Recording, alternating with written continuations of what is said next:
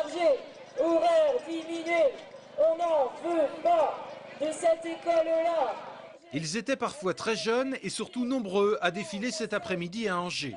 Le monde enseignant dans son ensemble s'était en effet mobilisé en masse puisque les diverses estimations policières et syndicales allaient de 2500 à 5000 manifestants. Une nouvelle fois, c'est la politique menée par Xavier Darcos et Valérie Pécresse, respectivement ministres de l'Éducation nationale et de l'Enseignement supérieur, qui cristallisait la contestation. Le catalogue des revendications allant des réductions de postes à la réforme des lycées, en passant par la suppression des réseaux d'aide spécialisés. Pour les organisations syndicales, le blocage apparaît total avec le gouvernement et les déclarations faites ce jeudi par Xavier Darcos ne devraient pas améliorer le climat.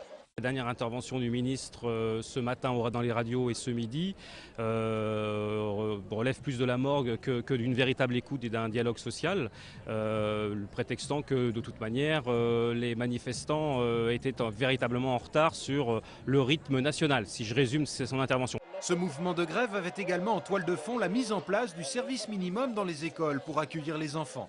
Et là encore, les tensions avec le gouvernement étaient bien palpables. Le service minimum, c'est une irresponsabilité totale de la part du ministre, puisque là où les municipalités font le forcing pour le mettre en place, ils le font avec des personnels non qualifiés. Et donc c'est une véritable aventure que tente le gouvernement pour briser en effet le droit de grève dans ce pays. Oui. Service minimum ou pas, c'était l'autre débat du jour. Dans le département, 160 communes sur 360 ont appliqué le service minimum. Le principe, faire appel à du personnel municipal non gréviste pour encadrer les enfants. Et aujourd'hui, à Angers, c'était une première. C'est une option qui était offerte déjà par le ministère avant l'été, que nous n'avions jamais retenue à Angers, parce que nous considérions que ce n'était pas extrêmement respectueux du droit de grève. Aujourd'hui, c'est une loi, et en tant qu'élu républicain, cette loi s'impose à nous, donc nous l'appliquons sur Angers, un peu à contre-cœur.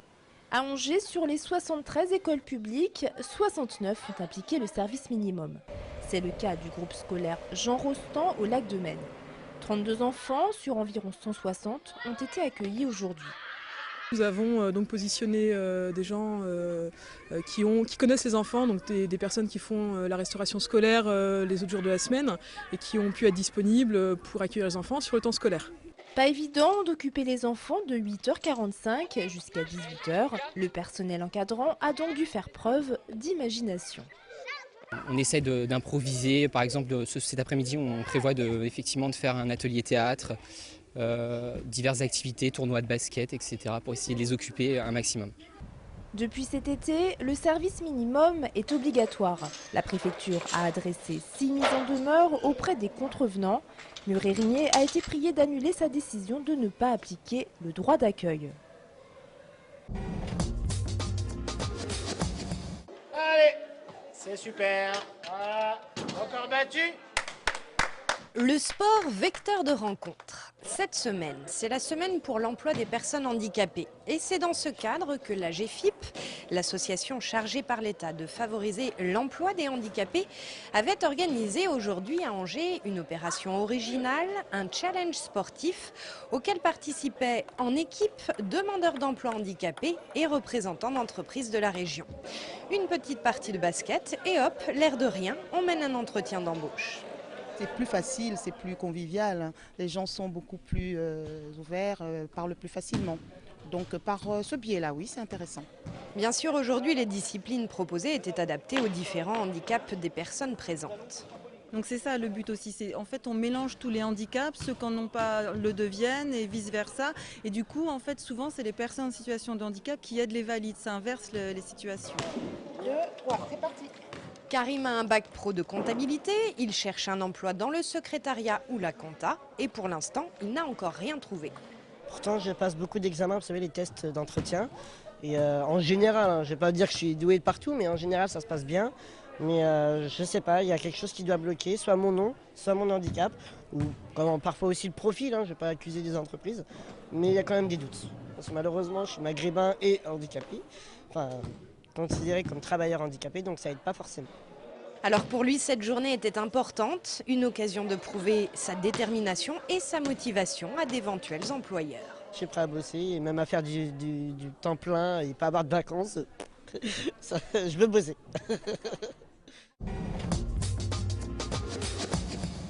C'est une tradition que respectent aussi les viticulteurs angevins. Comme dans le Beaujolais, chaque troisième jeudi du mois de novembre, quelques vignerons du Maine-et-Loire présentent leurs vins primeurs. Cette fois-ci, c'est bien évidemment l'un des cépages locaux, le Gamay, qui est à l'honneur. Pour ce cru 2008, qui est à déguster, rappelons-le, avec modération, l'interprofession a sélectionné les vins de 3 viticulteurs qui fleurent bon, selon les spécialistes, la framboise, la groseille et même la cerise kirschée. Le Gamay primeur peut se boire tout seul parce que c'est un vin gourmand, plaisant. Il n'y a pas de tanin, il n'y a pas d'acidité. Ce sont des vins vraiment sur le fruit. Et les vins que nous avons dégustés aujourd'hui sont vraiment très agréables à boire tout seul. Alors après, bien sûr, on veut faire un petit casse-croûte, donc autour de la charcuterie, des rillettes, tout ce qui est un petit peu cochonaille. A noter que l'interprofession organisera ce samedi entre 16h30 et 18h30 une dégustation gratuite de Gamay primeur à l'Hôtel des Vins de la Godeline, rue Plantagenet à Angers. Joël Creveiler est angevin et il va participer au championnat du monde professionnel de danse standard.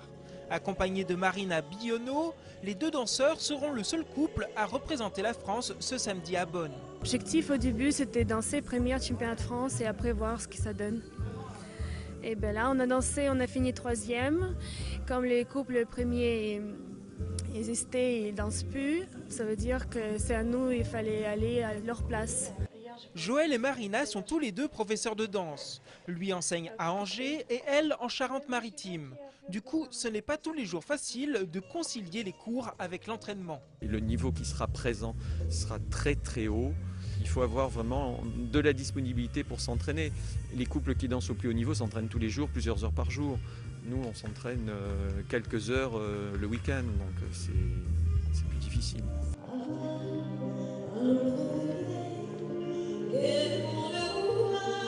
Joël va se frotter ce week-end aux 43 meilleurs couples mondiaux. Sa fille Lucie est-elle toute heureuse du parcours de son papa? Ça fait toujours plaisir, quoi. Voilà. Et puis il attendait, c'était son rêve de toute façon, le championnat du monde, il pouvait pas espérer mieux, quoi. Après les championnats du monde en Allemagne, Joël et Marina n'auront pas le temps de prendre du repos. Dans 15 jours, ils enchaînent en effet avec les championnats d'Europe qui se dérouleront cette fois-ci à Disneyland Paris.